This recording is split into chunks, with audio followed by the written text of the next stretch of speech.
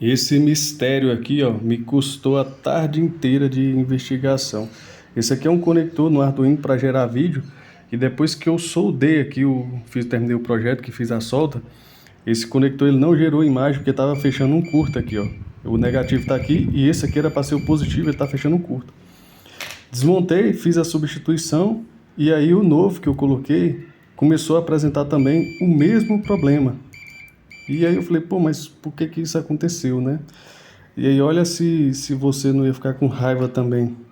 Isso aqui é o que faz muita gente desistir, ó. Se você pegar aqui por cima, ele não faz. Mas quando você solda o fio, que o fio passa aqui, ele faz, ó.